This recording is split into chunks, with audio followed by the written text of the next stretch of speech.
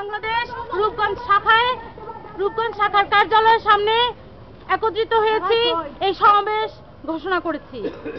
সমাবেশে উপস্থিত সকলকে জানাচ্ছি বাংলাদেশ কৃষক ফেডারেশনের পক্ষ থেকে এবং কিষানী সভা বাংলাদেশের পক্ষ থেকে আন্তরিক শুভেচ্ছা এবং আসসালামু আলাইকুম।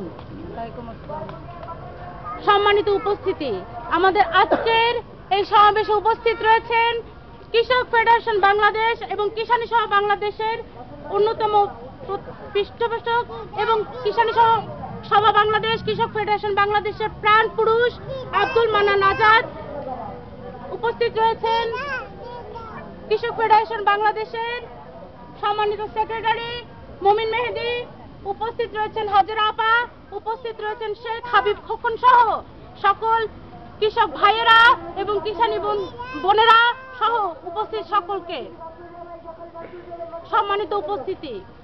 স্বাধীনতার 43 বছর পরও আমরা স্বাধীন নই। আপনারা প্রশ্ন করতে পারেন বাংলাদেশ একটি স্বাধীন দেশ, কিন্তু আমরা বলবো আমরা এখনো স্বাধীন নই।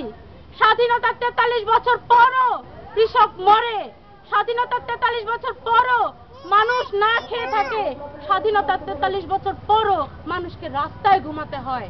একটি স্বাধীন দেশে এই কি আমাদের চাওয়া ছিল না? আমাদের সম্মানিত সভাপতি আব্দুল মান্নান আজাদ, তিনি দেশের জন্য ঝাঁপিয়ে পড়েছিলেন। 1971 সালে কোনো কিছু মায়া না করে, তিনি নিজের প্রাণের মায়া না করে যুদ্ধ করেছিলেন, ঝাঁপিয়ে পড়েছিলেন। আমরা তার কাছ থেকে জানতে চাইবো, আমরা তার কাছে প্রশ্ন রাখবো, আমরা তাকে নিয়ে এই সমাজের কাছে জানতে চাইবো আসলে কি সেই স্বাধীনতা আমরা অর্জন করতে পেরেছি। যদি অর্জনই করতে পারতাম তাহলে আমার কৃষানী বোনেরা, কৃষক ভাইয়েরা থাকতো না। যারা শহরে দালান কোঠায় থাকে তারা আসলে জানে না যে খেতে খামারে চাষাবাদ করা কতটা কঠিন।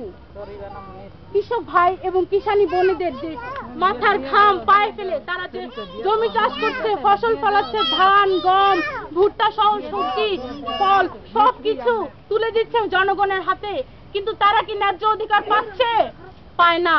আমার কিষানী বোনেরা এবং কৃষক ভাইয়েরা তারা কাঁদে, তারা ন্যায্য অধিকার পায় না। কৃষক ভাইদের একটু জমি নেই, কৃষক ভাইরা অন্যের জমিতে কাজ করে, অন্যের জমিতে চাষাবাদ করে, কিন্তু তারা ন্যায্য সেই যে পাওনা, সেই পাওনাটা তাকে বঞ্চিত হয়। আজকে দেখুন যারা উচ্চবিত্ত এবং উচ্চ মধ্যবিত্ত যারা, তারা পড়াশোনার সুযোগ পাচ্ছে, কিন্তু কৃষক ভাইয়েরা এবং কিষানী বোনেরা তারা কি পায়? আমাদের দেশের যে গরিব মানুষেরা তারা লেখাপড়ার সুযোগ থেকেও কি হয়? বঞ্চিত হয়। অথচ আমাদের যে 5টি অধিকার, সেই 5টি অধিকার মৌলিক অধিকারের মধ্যে খাদ্য, বস্ত্র, বাসস্থান, শিক্ষা, চিকিৎসার মধ্যে শিক্ষাও আমাদের একটি অধিকার। আজকে আমাদের বাংলাদেশের কৃষক ভাইয়েরা আর কিষানী বোনেরা যদি শিক্ষিত হতো তাহলে তারা নিজেদের অধিকার সম্পর্কে তারা কথা বলতে পারত। অতএব এই 2015 সালে কৃষক ফেডারেশন থেকে আরো একটি দাবি হওয়া উচিত যে জমি আমরা চাই, আমরা সার এবং বীজের যথাযথ মূল্য চাই, পাশাপাশি আমাদেরকে যেন সরকার কৃষকদেরকে এবং কিষানীদেরকে সরকার যেন শিক্ষিত করার ব্যবস্থা করে, একটি শিক্ষিত জাতি গড়ে তুলতে পারে, একটি সুন্দর সমাজকে। সম্মানিত উপস্থিতি, সর্বকালের সর্বশ্রেষ্ঠ বাঙালি জাতির জনক বঙ্গবন্ধু শেখ মুজিবুর রহমান আমাদেরকে একটি সুন্দর স্বপ্নের সোনালী বাংলাদেশ উপহার দিতে চেয়েছিলেন, কিন্তু আমরা এখন এই 2015 সাল স্বাধীনতার 43 বছর পরও সেই সুন্দর বাংলাদেশ দেখতে পাইনি। আপনারা দেখতে পাচ্ছেন যে দুইটি দল বিএনপি এবং আওয়ামী লীগ কি করছে? অরাজকতা সৃষ্টি করছে, হরতাল অবরোধ দিয়ে 144 ধারা দিয়ে জারি করে দেশের বিশেষ করে ঢাকা শহরে আপনারা যদি যান তাহলে দেখতে পাবেন দোকানপাটগুলো বন্ধ, মানুষ তাদের যে জীবনযাপন স্বাভাবিকভাবে করতে পারছে না। মোড়ে মোড়ে পুলিশ, মানুষ ভয় পাচ্ছে। স্বাধীনতার 43 বছর পরে এই ভীতি কেন? মানুষ সঠিকভাবে তাদের দোকানদারি করতে পারছে না, আয়ের যে অন্য সংস্থান সেটি করতে পারছে না। তাহলে মানুষ কিভাবে ভালো থাকবে? মানুষ কিভাবে বেঁচে থাকবে? বেঁচে থাকার পথটাও আমরা আর পাচ্ছি না। দুইটি দল, একটি দল ক্ষমতা আসার জন্য মরিয়া, একটি দল ক্ষমতা থেকে যাওয়ার জন্য মরিয়া। আসলে কি বাংলাদেশ সেটা চেয়েছিল? আমরা কোনো যুদ্ধ চাই না, বাংলাদেশে আমরা কোনো হরতাল চাই না, বাংলাদেশে আমরা কোনো অরাজকতা চাই না, কোনো অবরুদ্ধতা চাই না। আমরা চাই, আমরা বাংলাদেশের মানুষ, আমরা খেটে খাওয়া মানুষ, আমরা দুই বেলা দুই মুঠো খেয়ে বাঁচতে চাই। কি ভাইয়েরা আমার, বোনেরা আমার, আমরা কি চাই? নির্লোভ বাঙালি জাতি আমরা কি চাই?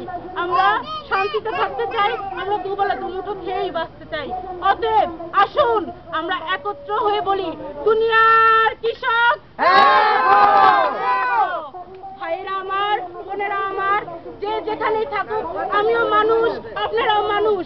উচ্চবিত্ত, নিম্নবিত্ত, মধ্যবিত্ত, রক্তের রং লাল, শরীরে লেখা নেই যে তিনি বড়লোক আর তিনি গরিব।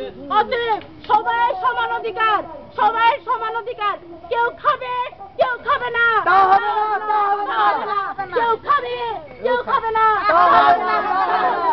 সবাই সমান অধিকার, সবাই খাবে, সবাই ভালো থাকবে, সবাই সবার শিক্ষা, চিকিৎসা এবং নিজেদের বাসস্থান, প্রতিটি অধিকার, প্রতিটি চাহিদা তারা পাবে। সেই দাবি জানিয়ে আজকের এই সমাবেশে কৃষক কিষানী সভা বাংলাদেশের পক্ষ থেকে আপনাদেরকে জানাচ্ছি, এবং সবাই 9 তারিখে সকাল 10:30টায় জাতীয় প্রেস ক্লাবের সামনে বাংলাদেশ কৃষক ফেডারেশন এবং কিষানী সভা বাংলাদেশ একটি সমাবেশ, মানববন্ধনের আয়োজন করেছে। আমাদের যে দাবি, আমাদের যে চাহিদা, সেগুলো উত্থাপন করে আমরা একটি মানববন্ধন করব। অতএব আপনারা সবাই আগামী শুক্রবার 9 তারিখ সকাল 10:30টায় জাতীয় প্রেস ক্লাবের সামনে সমবেত হবেন।